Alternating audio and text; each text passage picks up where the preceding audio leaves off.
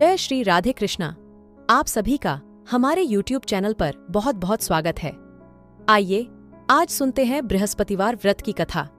अगर आप हमारे चैनल पे नए हैं तो हमारे चैनल को सब्सक्राइब जरूर करें, बेल आइकन दबाना ना भूलें। अगर आपको हमारा सनातन धर्म से जुड़ी हुई हमारा वीडियो आपको अच्छा लगता है तो शेयर जरूर करें। गुरुवार का दिन भगवान विष्णु और देवगुरु बृहस्पति को समर्पित है।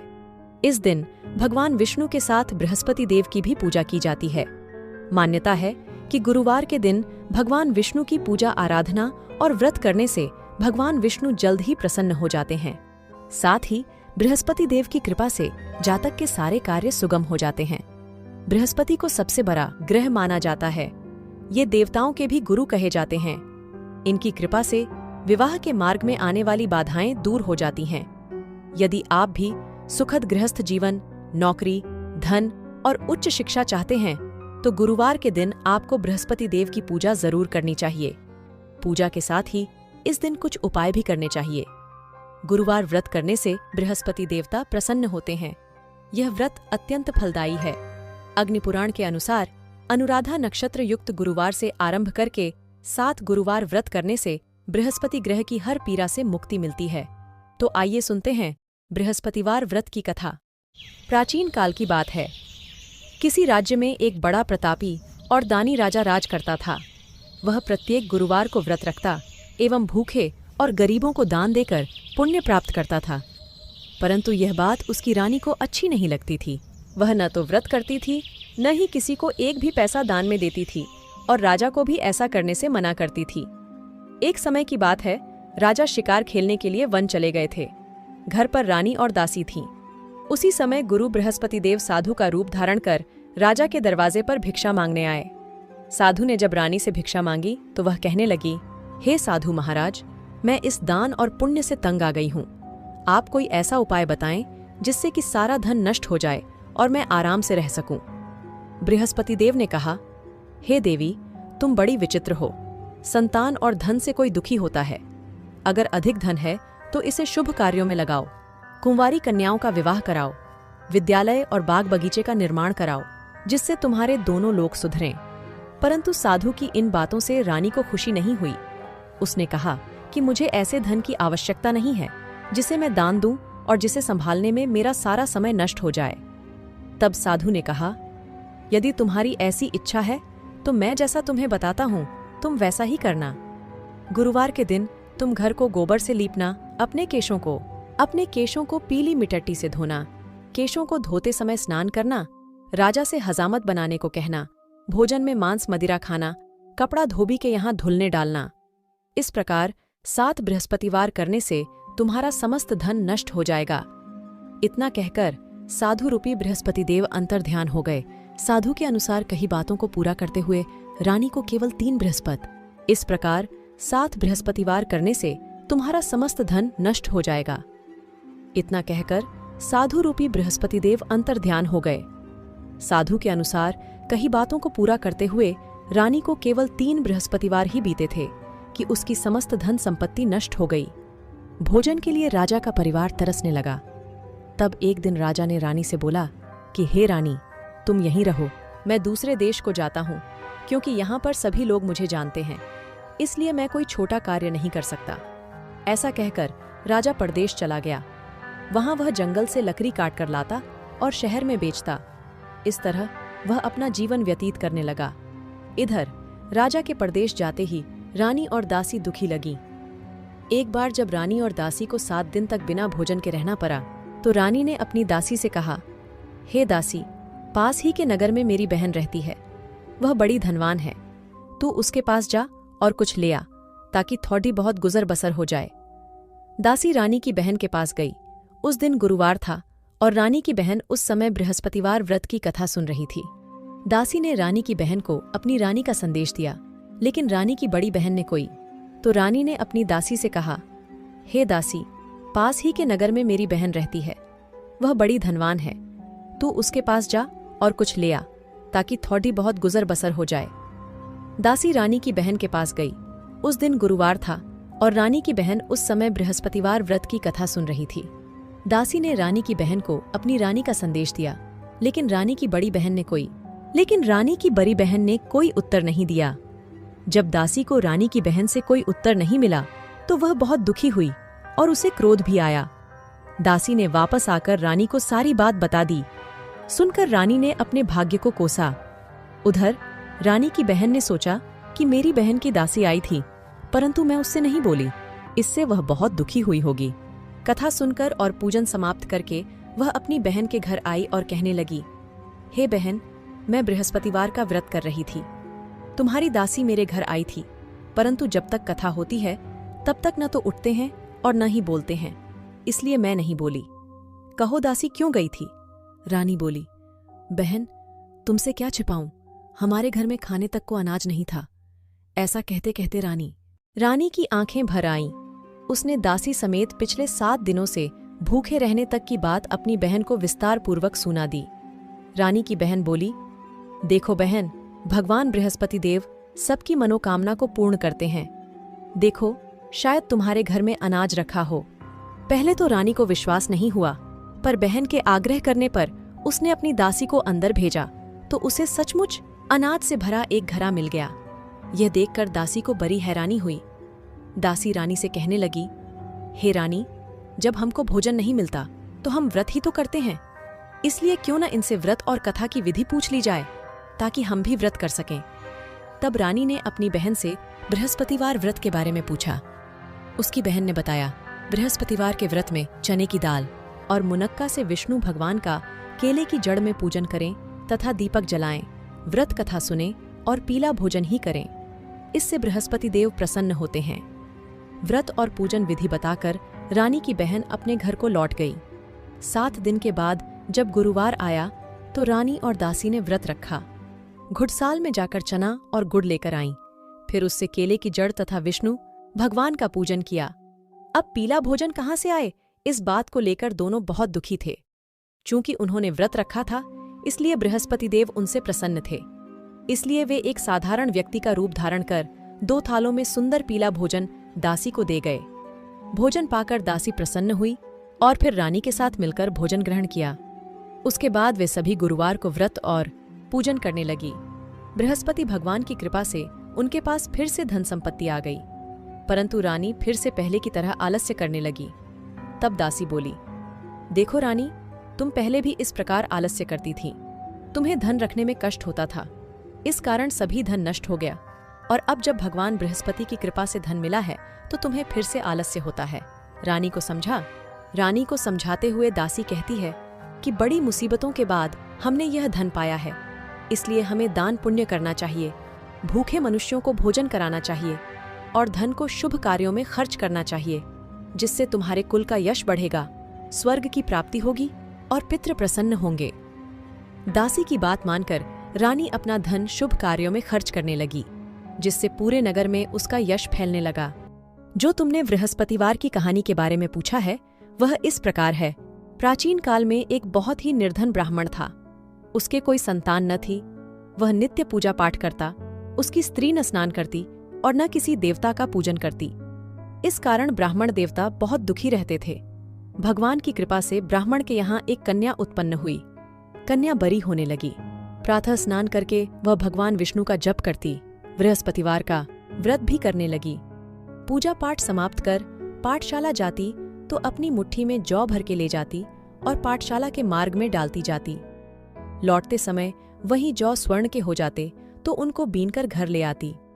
एक दिन वह बालिका सूप में उन सोने के जौ को फटक कर साफ कर रही थी कि तभी उसकी माँ ने देख लिया और कहा कि हे बेटी, सोने के जौ को फटकने के लिए सोने का सूप भी तो होना चाहिए।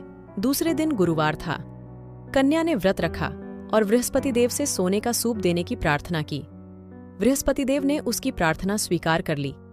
रोजाना की तरह वह कन्या जौ फैलाती हुई पाठशाला चली गई। पाठशाला से लौटकर जब वह जौ बीन रही थी तो बृहस्पति देव की कृपा से उसे सोने का सूप मिला। उसे वह घर ले आई और उससे जौ साफ करने लगी, परंतु उसकी माँ का वही ढंग रहा।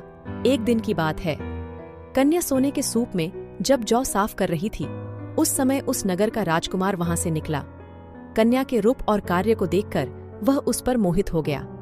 राजमहल आकर वह भोजन तथा जल त्याग कर उदास होकर लेट गया। राजा को जब राजकुमार दघारा अन्न जल त्यागने का समाचार ज्ञात हुआ तो अपने मंत्रियों के साथ वह अपने पुत्र के पास गया और कारण पूछा। राजकुमार ने राजा को उस लड़की के घर का पता भी बता दिया। मंत्री उस लड़की के घर गया। मंत्री ने ब्राह्मण के समक्ष राजा की ओर से निवेदन किया। कुछ ही दिन बाद ब्राह्मण की कन्या का विवाह राजकुमार के साथ संपन्न हो गया। कन्या के घर से जाते ही ब्राह्मण के घर में पहले की भांति गरीबी का निवास हो गया। एक दिन दुखी होकर ब्राह्मण अपनी पुत्री से मिलने गए। बेटी ने पिता की अवस्था को देखा और अपनी मां का हाल पूछा। ब्राह्मण ने सभी हाल कह सुनाया। कन्या ने बहुत सा धन देकर अपने पिता को विदा कर दिया, लेकिन कुछ दिन बाद फिर वही हाल हो गया। ब्राह्मण फिर अपनी कन्या के यहाँ गया और सभी हाल कहा तो पुत्री बोली, हे पिताजी, आप माताजी को यहाँ लिवा लाओ। मैं उन्हें वह विधि बता दूंगी जिससे गरीबी दूर हो जाए। ब्राह्मण देवता अपनी स्त्री को साथ लेकर अपनी पुत्री के पास राजमहल पहुंचे तो पुत्री अपनी मां को समझाने लगी, हे मां, तुम प्रातःकाल स्नानादि करके विष्णु भगवान का पूजन करो तो सब दरिद्रता दूर हो जाएगी। परंतु उसकी मां ने उसकी एक भी बात नहीं मानी। वह प्रातःकाल उठकर अपनी पुत्री की बची झूठन को खा लेती थी। एक दिन उसकी पुत्री को बहुत गुस्सा आया। उसने अपनी मां को एक कोठरी में बंद कर दिया। प्रातः उसे स्नानादि करा के पूजा पाठ करवाया तो उसकी मां की बुद्धि ठीक हो गई। इसके बाद वह नियम से पूजा पाठ करने लगी और प्रत्येक बृहस्पतिवार को व्रत करने लगी। इस व्रत के प्रभाव से मृत्यु के बाद वह स्वर्ग को गई। वह ब्राह्मण भी सुखपूर्वक इस लोक का सुख भोग कर स्वर्ग को प्राप्त हुआ। इस तरह कहानी कहकर साधु बने देवता वहां से लोप हो गए। धीरे धीरे समय व्यतीत होने पर फिर बृहस्पतिवार का दिन आया। राजा जंगल से लकड़ी काटकर शहर में बेचने गया। उसे उस दिन और दिनों से अधिक धन मिला। राजा ने चना, गुड़ आदि लाकर बृहस्पतिवार का व्रत किया। उस दिन से उसके सभी क्लेश दूर हुए। परंतु जब अगले गुरुवार का दिन आया तो वह बृहस्पतिवार का व्रत करना भूल गया। इस कारण बृहस्पति भगवान नाराज हो गए। उस दिन उस नगर के राजा ने विशाल यज्ञ का आयोजन किया था तथा अपने समस्त राज्य में घोषणा करवा दी कि सभी मेरे यहाँ भोजन करने आवें। किसी के घर चूल्हा न जले। इस आज्ञा को जो न मानेगा उसको फांसी दे दी जाएगी। राजा की आज्ञानुसार राज्य के सभी वासी राजा के भोज में सम्मिलित हुए, लेकिन लकड़हारा कुछ देर से पहुंचा, इसलिए राजा उसको अपने साथ महल में ले गए। जब राजा लकड़हारे को भोजन करा रहे थे तो रानी की दृष्टि उस खूंटी पर पड़ी जिस पर उसका हार लटका हुआ था। उसे हार खूंटी पर लटका दिखाई नहीं दिया। रानी को निश्चय हो गया कि मेरा हार इस लकड़हारे ने चुरा लिया है। उसी समय सैनिक बुलवाकर उसको जेल में डलवा दिया। लकड़हारा जेल में विचार करने लगा कि न जाने कौन से पूर्व जन्म के कर्म से मुझे यह दुख प्राप्त हुआ है, और जंगल में मिले साधु को याद करने लगा। तत्काल बृहस्पति देव साधु के रूप में प्रकट हो गए और कहने लगे, अरे मूर्ख, तूने बृहस्पति देवता की कथा नहीं की, उसी कारण तुझे यह दुख प्राप्त हुआ है। अब चिंता मत कर। बृहस्पतिवार के दिन जेलखाने के दरवाजे पर तुझे 4 पैसे परे मिलेंगे। उनसे तू बृहस्पतिवार की पूजा करना तो तेरी सभी कष्ट दूर हो जाएंगे। अगले बृहस्पतिवार उसे जेल के द्वार पर 4 पैसे मिले। राजा ने पूजा का सामान मंगवाकर कथा कही और प्रसाद बांटा। उसी रात्रि में बृहस्पति देव ने उस नगर के राजा को स्वप्न में कहा, हे राजा, तूने जिसे जेल में बंद किया है उसे कल छोड़ देना, वह निर्दोष है। राजा प्रातःकाल उठा और खूंटी पर हार टंगा देखकर लकड़हारे को बुलाकर क्षमा मांगी तथा राजा के योग्य सुंदर वस्त्र आभूषण भेंट कर उसे विदा किया। गुरुदेव की आज्ञानुसार राजा अपने नगर को चल दिया। राजा जब नगर के निकट पहुंचा तो उसे बड़ा ही आश्चर्य हुआ। नगर में पहले से अधिक बाग, तालाब और कुएं तथा बहुत सी धर्मशालाएं, मंदिर आदि बने हुए थे। राजा ने पूछा कि यह किसका बाग और धर्मशाला है। तब नगर के सब लोग कहने लगे कि यह सब रानी और दासी द्वारा बनवाए गए हैं। राजा को आश्चर्य हुआ और गुस्सा भी आया कि उसकी अनुपस्थिति में रानी के पास धन कहाँ से आया होगा। जब रानी ने यह खबर सुनी कि राजा आ रहे हैं तो उसने अपनी दासी से कहा, हे दासी, देख, राजा हमको कितनी बुरी हालत में छोड़ गए थे। वह हमारी ऐसी हालत देखकर लौट न जाएं, इसलिए तू दरवाजे पर खड़ी हो जा। रानी की आज्ञानुसार दासी दरवाजे पर खड़ी हो गई और जब राजा आए तो उन्हें अपने साथ महल में लिवा लाई। तब राजा ने क्रोध करके अपनी तलवार निकाली और पूछने लगा, बताओ, यह धन तुम्हें कैसे प्राप्त हुआ है? तब रानी ने सारी कथा कह सुनाई। राजा ने निश्चय किया कि मैं रोजाना दिन में 3 बार कहानी कहा करूंगा और रोज व्रत किया करूंगा। अब हर समय राजा के दुपट्टे में चने की दाल बंधी रहती तथा दिन में 3 बार कथा कहता। एक रोज राजा ने विचार किया कि चलो अपनी बहन के यहाँ हो आऊं। इस तरह का निश्चय कर राजा घोड़े पर सवार हो अपनी बहन के यहाँ चल दिया। मार्ग में उसने देखा कि कुछ आदमी एक मुर्दे को लिए जा रहे हैं। उन्हें रोककर राजा कहने लगा, अरे भाइयों, मेरी बृहस्पतिवार की कथा सुन लो। वे बोले, लो, हमारा तो आदमी मर गया है, इसको अपनी कथा की परी है। परंतु कुछ आदमी बोले, अच्छा कहो, हम तुम्हारी कथा भी सुनेंगे। राजा ने दाल निकाली और कथा कहनी शुरू कर दी। जब कथा आधी हुई तो मुर्दा हिलने लगा और जब कथा समाप्त हुई तो राम राम करके वह मुर्दा खड़ा हो गया। राजा आगे बढ़ा। उसे चलते चलते शाम हो गई। आगे मार्ग में उसे एक किसान खेत में हल चलाता मिला। राजा ने उससे कथा सुनने का आग्रह किया, लेकिन वह नहीं माना। राजा आगे चल पड़ा। राजा के हटते ही बैल पछाड़ खाकर गिर गए तथा किसान के पेट में बहुत जो रस से दर्द होने लगा। राजा अपनी बहन के घर पहुंच गया। बहन ने भाई की खूब मेहमानी की। दूसरे रोज प्रातःकाल राजा जागा तो वह देखने लगा कि सब लोग भोजन कर रहे हैं। राजा ने अपनी बहन से जब पूछा, ऐसा कोई मनुष्य है जिसने भोजन नहीं किया हो, जो मेरी बृहस्पतिवार की कथा सुन ले? बहन बोली, हे भैया, यह देश ऐसा ही है। यहाँ लोग पहले भोजन करते हैं, बाद में कोई अन्य काम करते हैं। फिर वह एक कुम्हार के घर गई जिसका लड़डचका बीमार था। उसे मालूम हुआ कि उसके यहाँ 3 दिन से किसी ने भोजन नहीं किया है। रानी ने अपने भाई की कथा सुनने के लिए कुम्हार से कहा। वह तैयार हो गया। राजा ने जाकर बृहस्पतिवार की कथा कही, जिसको सुनकर उसका लड़का ठीक हो गया। अब तो राजा को प्रशंसा होने लगी। एक दिन राजा ने अपनी बहन से कहा, हे बहन, मैं अब अपने घर जाऊंगा, तुम भी तैयार हो जाओ। राजा की बहन ने अपनी सास से अपने भाई के साथ जाने की आज्ञा मांगी।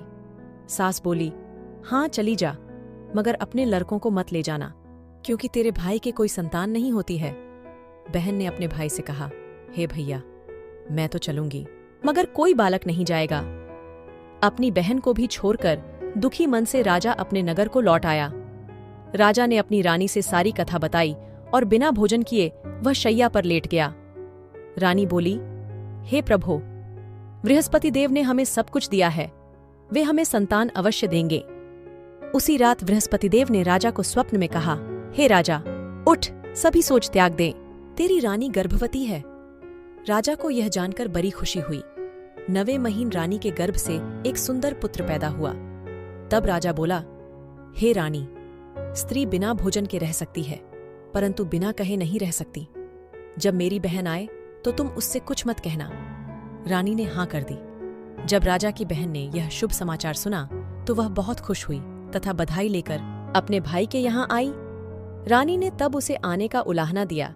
जब भाई अपने साथ ला रहे थे तब टाल गई, उनके साथ न आई और आज अपने आप ही भागी भागी बिना बुलाए आ गई। तो राजा की बहन बोली, भाई, मैं इस प्रकार न कहती तो तुम्हारे घर औलाद कैसे होती? बृहस्पति देव सभी कामनाएं पूर्ण करते हैं। जो सद्भावना पूर्वक बृहस्पतिवार का व्रत करता है एवं कथा पढ़ता है अथवा सुनता है और दूसरों को सुनाता है, बृहस्पति देव उसकी सभी मनोकामनाएं पूर्ण करते हैं, उनकी सदैव रक्षा करते हैं। जो संसार में सद्भावना से गुरुदेव का पूजन एवं व्रत सच्चे हृदय से करते हैं, उनकी सभी मनकामनाएं वैसे ही पूर्ण होती हैं जैसी सच्ची भावना से रानी और राजा ने बृहस्पति देव की कथा का गुणगान किया तो उनकी सभी इच्छाएं बृहस्पति देव जी ने पूर्ण की। अनजाने में भी बृहस्पति देव की उपेक्षा न करें, ऐसा करने से सुख शांति नष्ट हो जाती है। इसलिए सबको कथा सुनने के बाद प्रसाद लेकर जाना चाहिए। हृदय से उनका मनन करते हुए जयकारा बोलना चाहिए। भगवान विष्णु की जय जय।